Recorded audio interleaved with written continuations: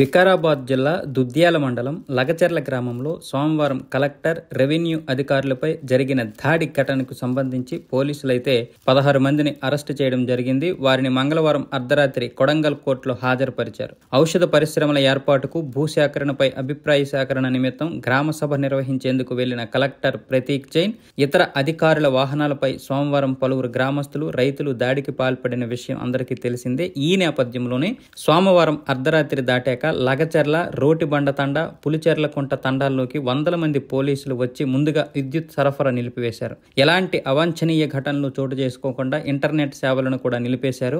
తరువాత ఇళ్లలోకి వెళ్లి కొందరు పురుషులను పట్టుకెళ్లారు. కొన్ని ఇళ్ల తలుపులు మూసి ఉన్నప్పుడు లోపలికి దూసుకెళ్లి మరికొందరిని అదుపులోకి తీసుకున్నారు పోలీసులు.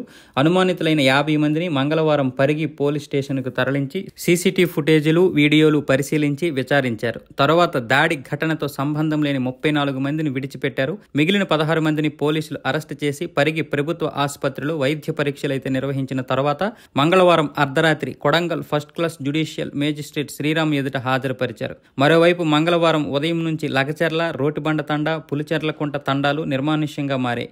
జనసంచారం లేక రోడ్లన్నీ ఖాళీగా దర్శనమిచ్చాయి.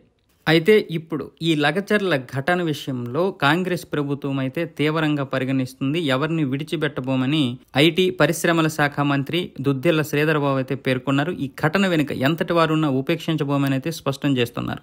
రాళ్ల దాడులు, భౌతిక దాడులకు భయపడే ప్రసక్తి లేదని, ప్రభుత్వ కార్యక్రమాలను అడ్డుకుంటే శిక్షలు తప్పవన్నారు. మంగళవారం ఎమ్మెల్యే బాలు నాయక్తో కలిసి అసెంబ్లీలోని సిఎల్పి మీడియా హాలులో శ్రీధర్బాబు అయితే విలేకరులతో మాట్లాడారు. కలెక్టర్ను లగచెర్లకు పథకం ప్రకారం రమ్మని చెప్పింది ఎవరు? కలెక్టర్ సహా ఉన్నతాధికారులపై దాడిని ప్రోత్సహించింది ఎవరు? తదితర విషయాలపై అన్ని కోణాల్లో సమగ్ర విచారణ జరుపుతామన్నారు. దీని వెనుక ఉన్న కుట్రదారులు ఎవరనే విషయాన్ని తేల్చి బాధ్యతలను కఠినంగా శిక్షిస్తామని కూడా హెచ్చరించారు. ప్రజలకు న్యాయం చేయాలన్న ఉద్దేశంతో కలెక్టర్ అధికారులు ప్రజాభిప్రాయ సేకరణ కోసం వెళితే అక్కడికి రైతులు చేరుకోకుండా పథకం ప్రకారం కొందరు అడ్డుకున్నారు. ప్రజలను రెచ్చగొట్టి కలెక్టర్ అధికారులపై భౌతిక దాడికైతే పాల్పడ్డారు. రౌడీయిజం చేసి ప్రభుత్వ అధికారులను బెదిరిస్తే ఉపేక్షించబోమని అయితే శ్రీధర్బాబు చెప్పడం జరిగింది.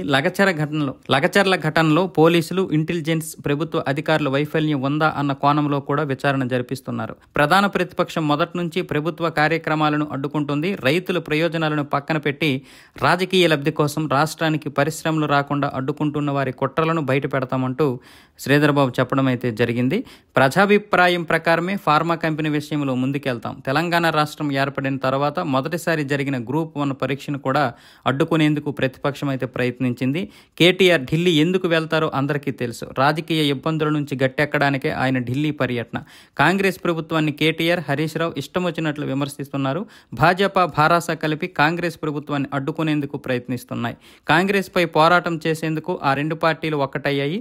జర్నలిస్టుల సంక్షేమానికి మా ప్రభుత్వం కట్టుబడి ఉందని శ్రీధర్బాబు అయితే స్పష్టం చేశారు. అయితే ఈ దాడి వెనుక సురేష్ రాజు ఉన్నట్లు తెలుస్తుంది. అతడిని విచారిస్తే దాడి వెనుక ఇంకా ఎవరున్నారనేది తెలుస్తుంది అనేది పేర్కొన్నారు. సురేష్ పై 3 నాన్ బెయిలబుల్ కేసులు నమోదు చేయడంతో పాటు ప్రధాన నిందితుడిగా చేర్చారు. హైదరాబాద్ మణికొండలో నివాసం ఉంటున్న సురేష్ రాజు కొద్ది రోజులుగా లగచెర్ల పరిసరాల్లోనే మకాం వేసి స్థానికుల్ని రెచ్చగొట్టి ఉంటారనే కోణంలో ఆరా తీస్తున్నారు.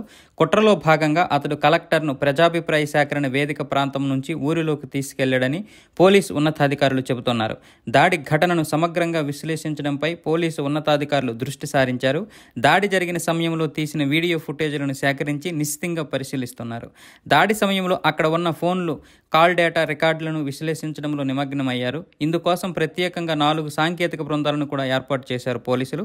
సురేష్ ఫోన్ కాల్స్, వాట్సాప్ సంభాషణల్ని రిట్రీవ్ చేసే పనిలో పడ్డారు. కొడంగల్కి చెందిన ఓ కీలక నేతతో అతడు సంభాషణలు సాగించినట్లు ఇప్పటికే గుర్తించారు. అయితే సమగ్రంగా ఆధారాలు సేకరించిన తర్వాతే దర్యాప్తులో ముందుకెళ్లాలని అయితే పోలీసులు భావిస్తున్నారు.